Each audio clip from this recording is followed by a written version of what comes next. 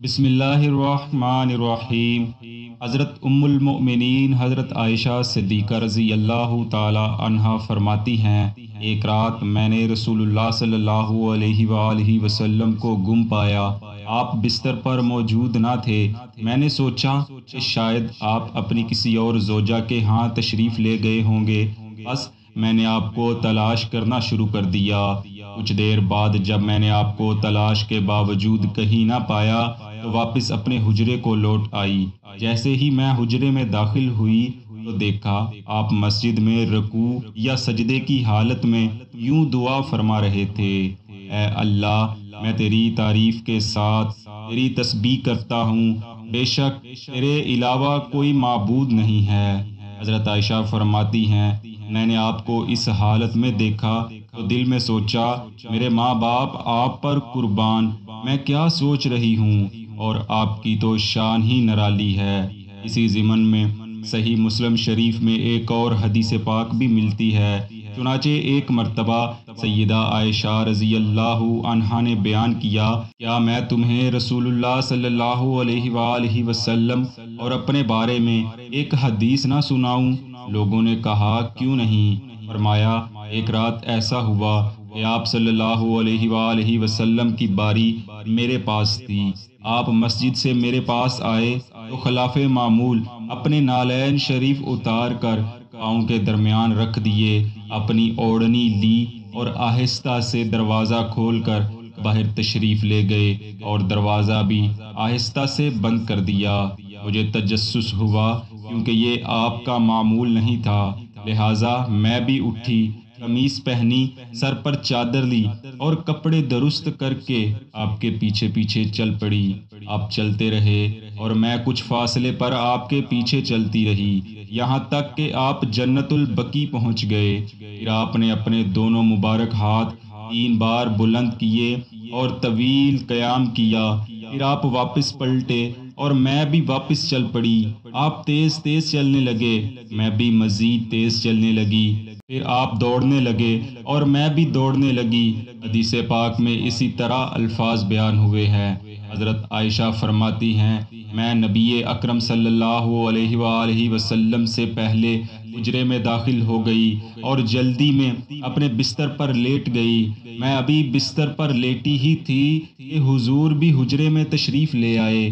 آپ نے اندر داخل ہوتے ہی فرمایا، اے عائشہ، کیا بات ہے، تمہارا سانس کیوں پھولا ہوا ہے؟ حدیث کے راوی بیان کرتے ہیں، شاید حضرت عائشہ نے حاشیہ کے لفظ استعمال کیے جو کہ دمہ کے مریضوں کے لیے استعمال ہوتے ہیں، یعنی ام المؤمنین عائشہ رضی اللہ عنہا کا سانس اس قدر تیزی سے آ جا رہا تھا کہ جیسے دمہ کے مریض کسی کیفیت ہو۔ اس سے پہلے کہ حضرت عائشہ کوئی جواب دیتی، حضور علیہ الصلاۃ والسلام نے پھر فرمایا، اے عائشہ، تم خود مجھے بتا دو یا مجھے وہ لطیف و خبیر ضرور بتائے گا۔ حضرت عائشہ فرماتی ہیں، میں نے عرض کیا، اے اللہ کے رسول صلی اللہ علیہ وآلہ وسلم، میرے ماں باپ آپ پر قربان، میں نے آپ کو پوری بات بتا دی۔ آپ نے فرمایا، میرے آگے جو سایہ تھا کیا وہ تم تھی؟ میں نے عرض کیا، جی ہاں۔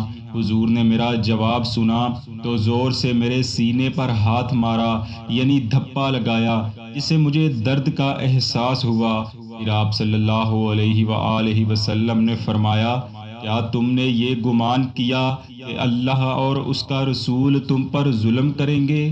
حضرت عائشہ نے عرض کیا، بے شک لوگ جتنا مرضی چھپا لیں مگر آپ کا رب آپ کو ضرور بتا دے گا۔ پیارے آقا نے فرمایا، ہاں ایسا ہی ہے۔ یہاں حدیث پاک کی تشریح میں علامہ ابن تیمیہ رحمہ اللہ بیان کرتے ہیں، یہ جملہ حضرت عائشہ کی طرف سے استفہامیہ تھا، وہ ایسے مسئلے کے بارے دریافت کر رہی ہیں جو وہ نہیں جانتی، اور آپ صلی اللہ علیہ وآلہ وسلم نے ان کی لا علمی کا عذر قبول فرمایا۔ علامہ ابن تیمیہ نے جی ہاں کو رسول اللہ صلی اللہ علیہ وسلم کا فرمان قرار دیا ہے۔ ام المؤمنین حضرت عائشہ رضی اللہ تعالی عنہا مزید اس حدیث پاک میں بیان فرماتی ہیں، کہ رسول اللہ صلی اللہ علیہ وآلہ وسلم نے اس کے بعد فرمایا، بے شک جب تم نے مجھے دیکھا تو جبریل علیہ السلام میرے پاس آئے، اور تم نے چونکہ اپنے کپڑے رکھ دیے تھے اس لیے وہ تمہارے سامنے نہ آئے۔ بس جبریل نے مجھے پکارا اور میں نے ان کی آواز پر لبیک کہا، لیکن اپنی پکار کو تم سے مخفی رکھا اور تم میری آواز نہ سن سکی۔ میں نے سوچا کہ تم سو چکی ہوگی اور تمہیں جگانا مناسب نہ سمجھا۔ مجھے اندیشہ ہوا کہ تم ڈر جاؤ گی۔ پھر آپ صلی اللہ علیہ وآلہ وسلم نے فرمایا، جبریل علیہ السلام نے مجھے اللہ کی طرف سے حکم دیا کہ میں اہل بقیع کے پاس آؤں اور ان کے لیے استغفار کروں۔ یہی وجہ ہے کہ میں تمہیں جگائے بغیر بقیع گیا تھا۔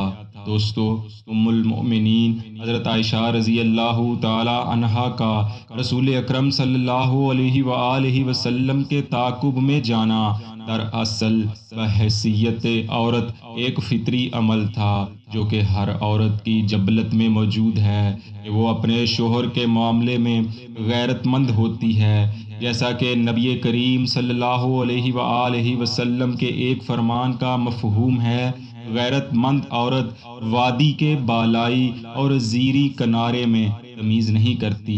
اسی ضمن میں قاضی ایاز رحمہ اللہ فرماتے ہیں، غیرت عورت کی فطرت میں داخل ہے اور اسی فطرت کی وجہ سے اکثر احکام میں ان سے درگزر کیا گیا ہے، کیونکہ وہ اس غیرت سے علیحدہ ہو ہی نہیں سکتی۔ یعنی عورتوں میں غیرت کا سبب شدت محبت ہے۔ اسی وجہ سے حضرت عائشہ رضی اللہ تعالی عنہا بھی حضور نبی کریم صلی اللہ علیہ وآلہ وسلم کے بارے میں بہت غیرت مندی کا مظاہرہ کرتی تھیں، اور حضور آپ کے اس عمل کو درگزر فرماتے تھے۔ دعا ہے رب کریم ہمیں دین اسلام کی صحیح سمجھ بوجھ عطا فرمائے اور ہمیں دین اسلام کی خدمت کرنے کی توفیق عطا فرمائے۔ آمین۔